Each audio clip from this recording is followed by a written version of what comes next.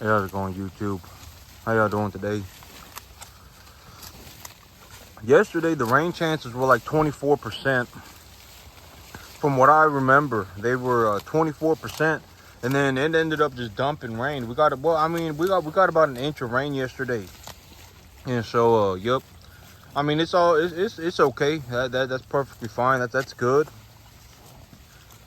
That's our first rain in about 2 to 3 weeks. So. Yep, you can see the sorghum that these animals are really doing a number on the sorghum Sudan grass. But I told myself, these animals, right? If they stomp the sorghum Sudan grass to the ground so bad that it looks like my planting density is too low, like I need more plants per square foot, I'll just buy another bag of seed. I wouldn't even mind having to reseed it one more time in the fall. So I mean, in the fall, if I have to replant the sorghum Sudan grass, or late summer, if I have to replant the sorghum Sudan grass and that costs me about $120 to $160, I wouldn't mind having to do that. It's fine. But yep. Our rain chances were pretty low yesterday, and then we ended up getting about an inch of rain. So well, got plenty of grass out here. So it's not a big deal because I got more than enough grass. So 2 acres of grass is more than enough. You see how these animals, they're not full-size animals. There's most of them are between somewhere around 500 to 600 pounds. And for 30 animals this size, 2 acres of grass is an unlimited amount of food for just 30 animals. And this grass is gonna keep growing. It got an inch of rain on it, and we're supposed to get some rain next week. And so my big plan for this coming week right now is that I'm going to take my sweet plow, my elliptical bolt. My elliptical bolts for those plow heads that I ordered are supposed to be here today. So I'm gonna get the new plow heads put on my sweet plow. And then we got about an inch of rain, so my ground, it isn't super wet. It is wet, but it ain't like drenched. It ain't like saturated with water. And so I would anticipate that by Thursday morning, my ground is gonna be dry enough for me to drive my tractor on it.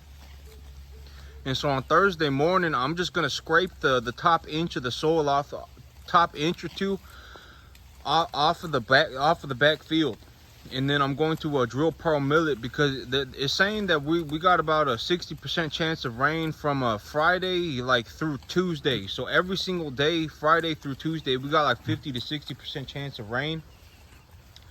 And so I'm going to be planting my pearl millet at that time.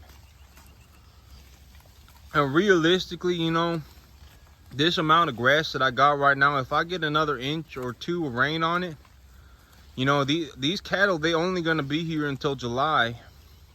This grass right here, I have more than enough cattle feed to feed these cattle for the next month, just on these 2 acres.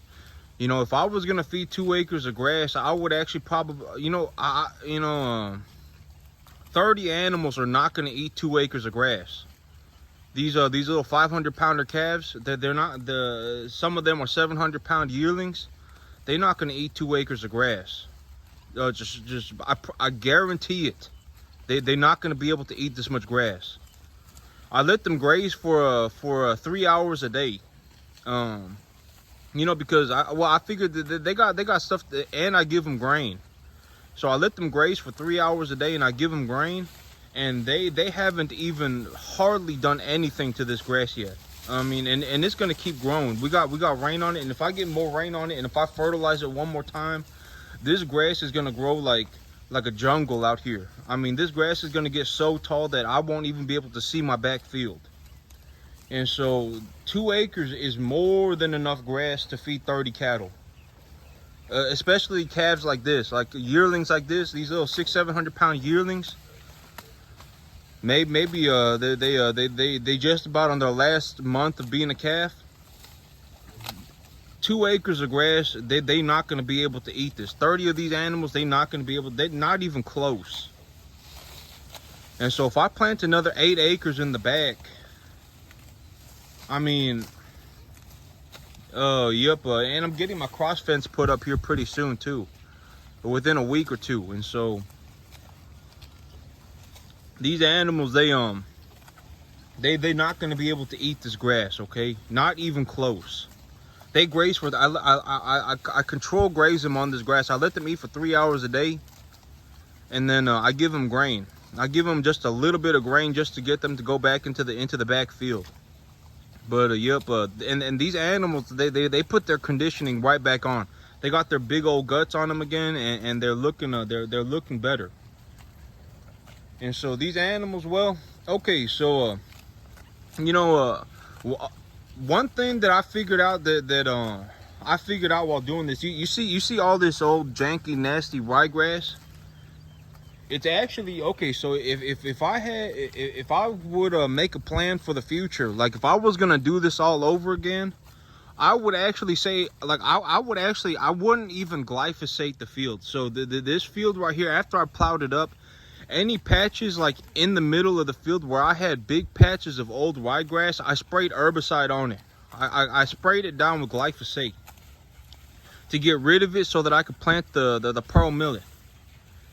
And the next time I actually wouldn't do that. And the reason is because, so this old ryegrass is pretty much just like, I mean, it's very, very, very minimal amount of feed quality to it. You see this old janky ryegrass? It's practically just roughage. It's like they were eating, it's like they'd be eating straw. I mean, but this stuff right here, this sorghum Sudan grass is extremely, extremely nutritious. If they eat just the sorghum Sudan grass, they're probably going to have some major scouring problems. They're going to have a lot of diarrhea, and they're probably going to bloat on it. But the reason I wouldn't get rid of this ryegrass next time in the future is because the cattle will actually they'll go and eat they'll eat the sorghum Sudan grass. But every once in a while, they'll start eating the old ryegrass, and I think that they're doing it because it makes their gut feel better. Because they need some of this roughage to kind of to help I guess dilute the nutrient quality of this grass. Because this grass right here, this grass is extreme. The relative feed value of this grass is very high.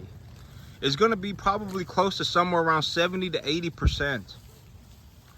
And so if they're digesting 70 to 80% of this grass when they eat it, it's going to, I mean, I could potentially have bloat problems, and they're going to get a lot of protein in them. And it's going to make them have some serious diarrhea. But this stuff, the feed value of this stuff is probably closer to 50%. And the protein content probably closer to 5%, 5 or 6%.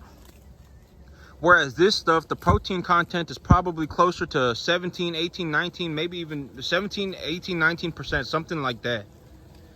And so this stuff right here, they'll go around and they'll eat the sorghum Sudan grass, but every once in a while they'll go and they'll just start chewing on the old ryegrass. And I think that these cattle are doing it because it makes their gut feel better. So in the future, you know, if I got ryegrass on a field and it's old ryegrass and I missed it with the plow, I'm just gonna leave it alone, because actually having some of that old janky grass is actually good. These cattle will go out of their way to find it and eat it every once in a while. And I think they just do it because it I mean, who knows, you know, but I would think that they do it on purpose. And so having that out there for them, it's actually a good thing. And these calves, there's my little BRD calf. She doing completely better. You know, she don't eat much, but she's also pretty small. So yep. But I mean they've really flattened this grass, but I mean it's whatever, you know. If I really need to replant this grass, you know, and that'll cost me about you know, replanting all this grass for them is gonna cost me about $150. You know, and if I had to do it, I would do it. I would just say, you know, screw it, and I would just do it. And so, yep, my sickle bar mower ain't working right now, so there ain't much I can do. I figured out so my sickle bar mower, I need a what's called a universal pulley wrench. And so I ordered one off the internet, and it's gonna be here in like 2 days.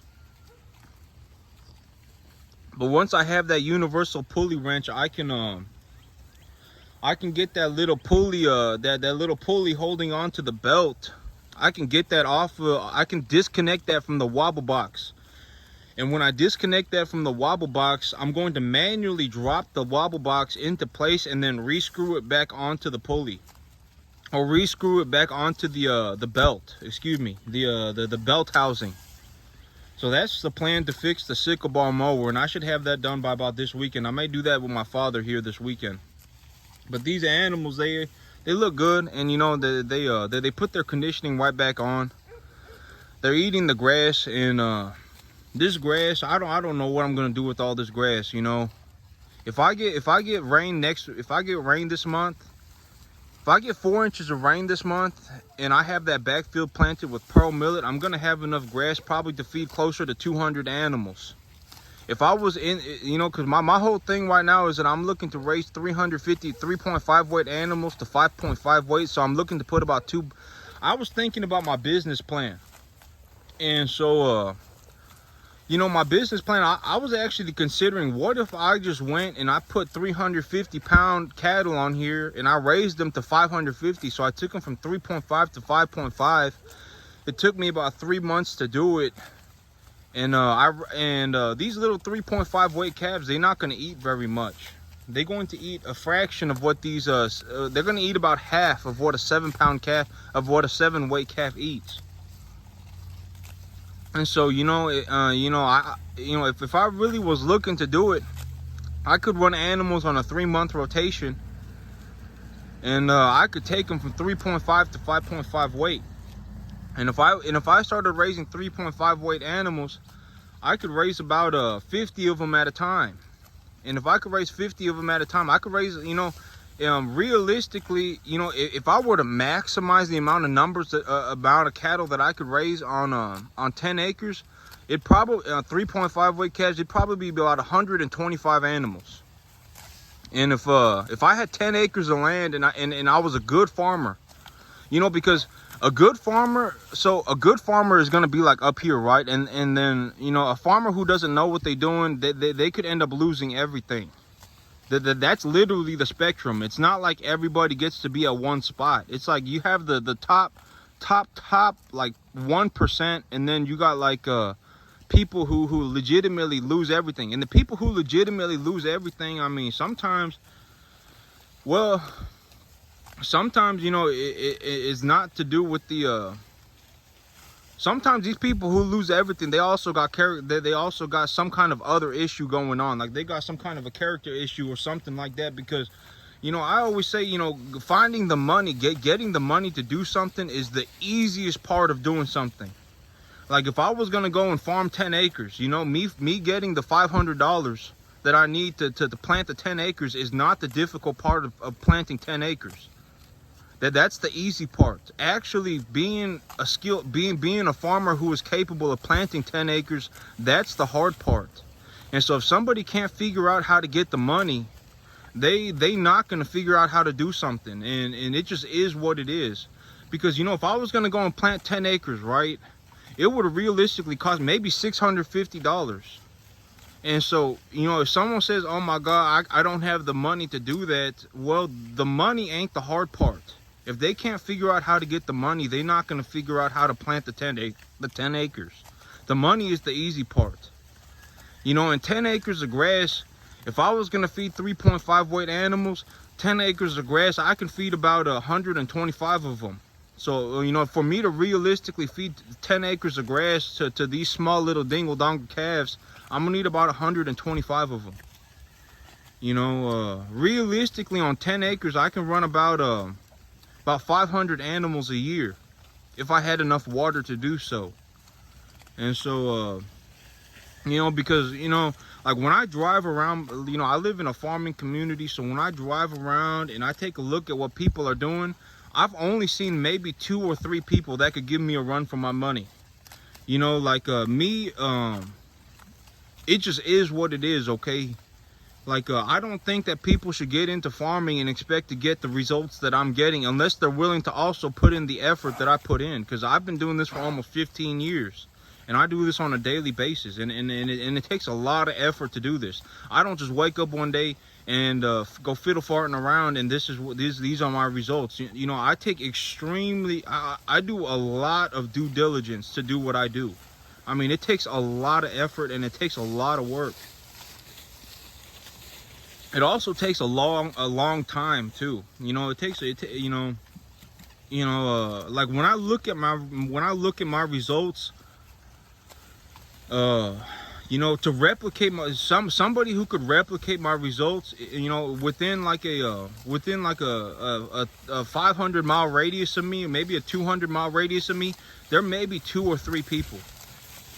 And then well, but farming, it ain't just about, you know, the maximization of resources and stuff like that. That you know, that there are small nuances where the you know, man, look at all this flattened grass. But I mean, I guess it's just green manure at this point. I mean, I can till this all under if I have to. But yeah, I mean, you know, there are a lot of small nuances where people make drastic differences. You know, like like if somebody got 100 acres, right? If somebody got 100 acres and they got a brand new green tractor on it and they're pulling some brand new equipment and they're farming 100 acres, I would think that person is horrible with money. That person probably gonna go broke one day, not because they're a bad farmer, but because they're bad with money. And so there are a lot of things when looking at farming, it's not just the farm. It's the money, it's the farmer behind the farm, and it's the idea of the farm. There are a lot of things, the finances, there are a lot of things that go into it. But that's it for me today, YouTube. Y'all have a good one.